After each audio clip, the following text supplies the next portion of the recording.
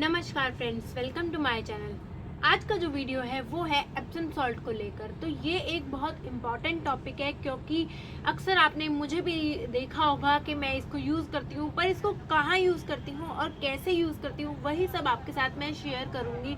इसको यूज़ करना ज़रूरी है या नहीं ज़रूरी है, बिना इसके भी हम काम चला सकते हैं, वो भी आपको बताऊँगी।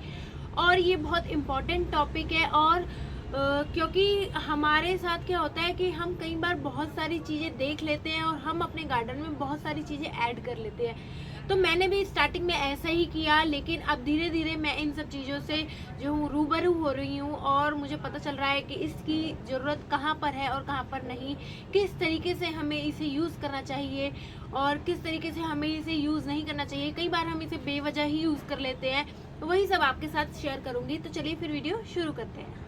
सबसे पहले ये जान लेते हैं कि एप्सम सॉल्ट है क्या। ये एक मैग्नीशियम और सल्फ़र से बना हुआ नेचुरल मिनरल कंपाउंड है, जिसको हम मैग्नीशियम सल्फेट के नाम से जानते हैं। देखने में बिल्कुल नमक जैसा लगता है, पर ये कोई खाने वाला नमक नहीं है, बल्कि इसको हम अपने प्लांट्स में या दवाई बनाने में यूज़ करते हैं।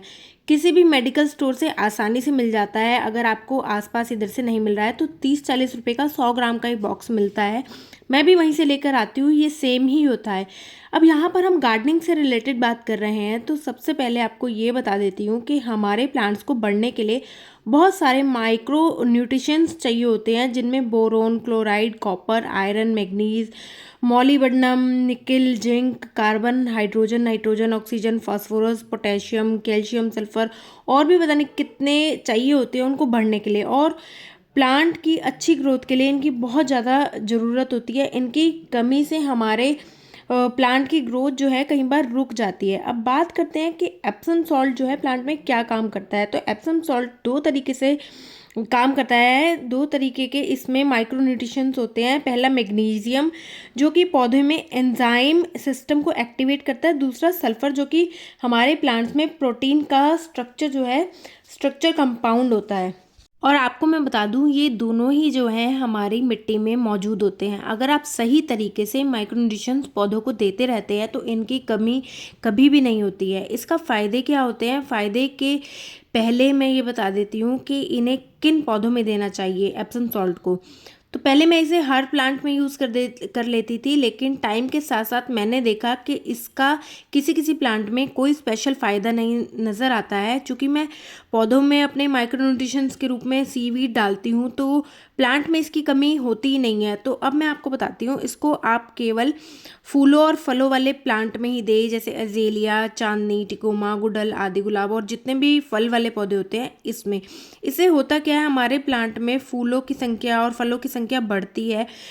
प्लांट में जो है मैग्नीशियम की कमी को पूरा करता है ये, अगर ये कमी होती है तो अगर हमारे प्लांट में ये वाली कमी हो जाती है तो प्लांट क्लोरोफिल नहीं बनाएगा और जो है उसका फोटोसिंथेसिस का काम नहीं कर पाएगा। तो इसीलिए हमारे प्लांट पर फूल और फल नहीं जल्दी से अच्छे लगेंगे। उसकी पत्तियों का रंग भी बिगड़ जाता है, हल्का हरा हो जाता है।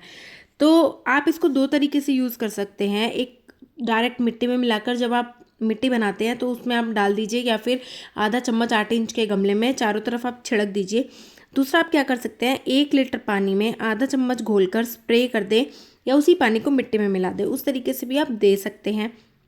और इसको एनपीके जो बराबर का बैलेंस होता है, जैसे 19-19-19 में यूज़ करती हूँ, उसके साथ चुटकी भर डालकर आप यूज़ कर सकते हैं। चुटकी भर एनपीके और आधा चम्मच ये 1 लीटर पानी में मिक्स करके आप इसको स्प्रे कर दीजिए, बहुत अच्छा रिजल्ट मिलता है। एप्सम सॉल्ट जो है हमारी मिट्टी का पीएच लेवल भी कम करने में मदद करता है। अगर आपकी मिट्टी का पीएच जो है 7.5 से ज़्यादा हो जाता है तो आप इसको 8 इंच के पॉट में आधा चम्मच एप्सम सॉल्ट डाल सकते हैं।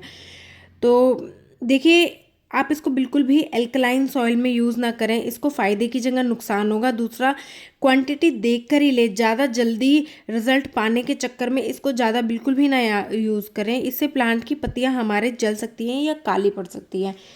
एक बहुत ही बड़ा मिसकंसेप्शन है कि इसको यूज़ करने से पीली हुई पत्तियां वापस हरी हो जाती है। देखिए, किसी भी कारण से पीली हुई पत्तियां वापस से कभी भी हरी नहीं होती है, वो पुरानी होकर गिरती ही गिरती हैं। हाँ, जो भी उसमें नई पत्तियां आती हैं वो ज़रूर हरी आती हैं।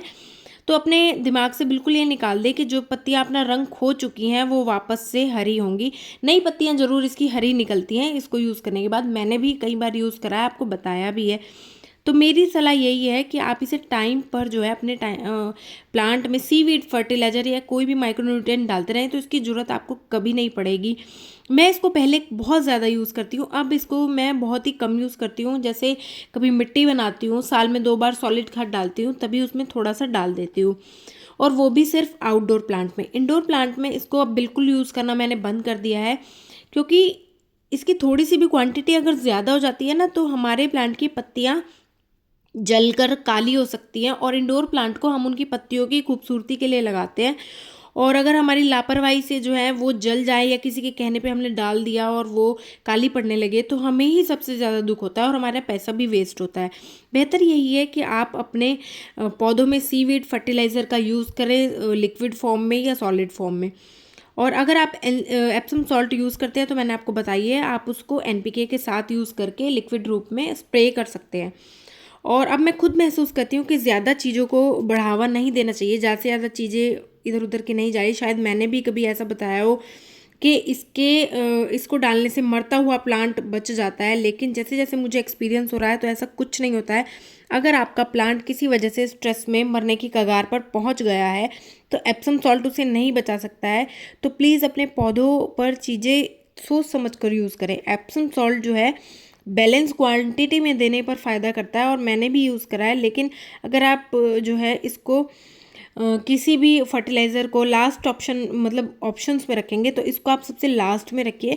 पहले आप दूसरे न्यूट्रिशंस जो है अपने प्लांट में देकर देखिए, जैसे ऑर्गेनिक फर्टिलाइज़र्स होते हैं, सीवीड होता है, या नीम खली। अगर नीम खली या वर्मी कंपोस्ट ये सब आप अपने प्लांट में टाइम टू टाइम देते रहते हैं, तो फिर इसको यूज़ करने की आपको कभी भी ज़रूरत नहीं पड़ेगी। मैंने अभी पीछे एक वीडियो डाला था, रोज़ में मैंने इसको डाला था, क्योंकि रोज़ में मैंने काफ़ी टाइम से कोई भी फर्टिलाइज़र नहीं दिया है, तो थोड़ा सा मैंने उसमें डाला है। तो मैं इसको केवल जब सॉलिड खाद, जब वो भी टेरेस वाले आउटडोर जो प्लांट्स है डालती, उन्हीं में डालती हूँ, वो भी चुटकी भर, आप समझ लीजिए। ज़्यादा इसको मैं बिल्कुल भी यूज़ नहीं करती हूँ अब। तो आप भी ऐसा ही कीजिए, अब इसको आपको ज़्यादा यूज़ करने की ज़रूरत नहीं है। फालतू में चीज़ें ले लेकर अपने गार्डन में डालने का से आपका खर्चा भी बढ़ता है, और आपकी जो है दिमाग भी डिस्टर्ब रहता है कि अब मुझे ये डालना है, ये डालना है। एक बार आप काम कीजिए, मतलब खाद डालिए और ख़त्म कीजिए। तो ज़्यादा स्ट्रेस लेने की गार्डनिंग में ज़रूरत नहीं है। गार्डनिंग हम इसलिए करते हैं ताकि हमारा स्ट्रेस कम हो। ये नहीं कि हम जो है अपना स्ट्रेस ही बढ़ा लें, आज हमें ये डालना है और हर 5 दिन बाद हमें ये डालना है, अगले हफ्ते ये डालना है। देखिए, इतना काम तो मुझसे होता नहीं है इस तरीके से। तो मैं जब जब जो जो डालती हूँ आपको बताती रहती हूँ। मैं इतना कुछ बार बार नहीं डालती हूँ कि हर 15 दिन में दे दिया, हर हफ्ते में दे दिया। हाँ, विंटर फ्लावरिंग प्लांट में मैं हर 15 दिन के गैप में सरसों की खली का लिक्विड फर्टिलाइज़र ज़रूर देती हूँ मैं, और वही मैं आगे भी देती रहूँगी। आशा करती हूँ वीडियो आपको अच्छी लगी होगी। वीडियो अच्छी लगी हो तो वीडियो को लाइक करें, चैनल को सब्सक्राइब कीजिए। Thank you.